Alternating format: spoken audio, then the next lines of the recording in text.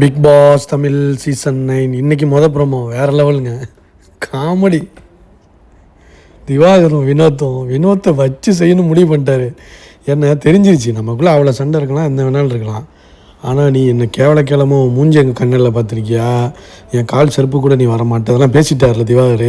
கடுப்பாயிட்டார் வினோத் என்ன முடிவு பண்ணிட்டாருன்னா, என்னையால் நீ தான் நாமினேட் பண்ணியிருக்கேன்னு தெரிஞ்சிருச்சு அவருக்கு. கடுப்பாய் அதுதான் வச்சு செய்கிறாரு அவர். தமிழக மக்களே அப்படின்ட்டு ஆக்டிங் சொல்லி கொடுக்குறாராம். யாருக்கு? துஷாருக்கு இவர் ஆக்டிங் சொல்லி கொடுக்குறாராம். இவருக்கே ஆக்டிங் தெரியாது, துஷாருக்கு இவர் ஆக்டிங் சொல்லி கொடுக்குறாரு. எவ்வளோ ஒரு கொடுமையை பார்த்தீங்களா? அதான் கடுப்பாயிட்டார் வினோத். கடுப்பாயி மணி மணி சங்கமம்னு பாட்டெல்லாம் போட்டுக்கிட்டு இவரை டிஸ்டர்ப் பண்ணுறதுன்னு கேமரா வந்து பார்த்துக்கிட்டு டிஸ்டர்ப் பண்ணுறதுக்குன்னே பண்ணுறாரு. உண்மையிலே வேறு லெவல் காமெடி. இந்த காம்போ இருக்குது பார்த்தீங்களா, யாரும் வெளியில் எடுத்துடாதீங்க இவங்க ரெண்டு பேரையும். அட்லீஸ்ட் ஒரு 80 நாள் 90 நாள் வரையும் வச்சு நல்லா என்டர்டெயின் பண்ணலாம். ஏன்னா இவங்களை யாரையும் வெளியாக்கிறாதீங்க. ஏன்னா ஆல்ரெடி வினோத்துக்கு செம்ம ஓட்டு ஏறிக்கிட்டு இருக்கு, பீக்கில் போயிட்டுருக்காரு. ஸோ ஏன்னா இந்த வாரம் வந்து அவரை வச்சு செஞ்சுட்டாங்க, அதோட எல்லோரும் குத்திட்டாங்க அவரை. ஸோ அதனால் அவர் பீக்கில் போயிட்டுருக்காரு. அவரை இன்னும் அசைக்க முடியாது, அது வேறு விஷயம். இருந்தாலும் அவங்களுக்குள்ள ஒரு கிளாஷ் நடந்துக்கிட்டே இருக்குது. அப்புறம் சபரிகிட்ட சொல்லிகிட்டு இருக்காரு, சபரி இங்கே பாரு சபரி, நான் பண்ணிக்கிட்டு இருக்கேன், வேணும்னே பண்ணுறாரு. உடனே இவன் சொல்லிட்டான் விக்ரம், ஏய் உங்களுக்குள்ளே வீம்பும் பண்ணிங்க, என்ன வேணால் பண்ணிங்க, நாங்கள் தலையிடலப்பா, விஜய் சேதுபதி எங்களை வச்சு செய்வார், நாங்கள் தலையிடலன்னு சொல்லிவிட்டு அவன் எஸ்கேப் ஆகிட்டான் விக்ரம். அப்புறம் பிரவீனை கூப்பிட்டு, பிரவீன் இங்கே வா பிரவீன், இங்கே பாரு நான் பண்ணிக்கிட்டு இருக்கேன். அவர் பாட்டுக்கு வீம்புக்கு வந்து பாட்டு பாடிக்கிட்டு இருக்காரு.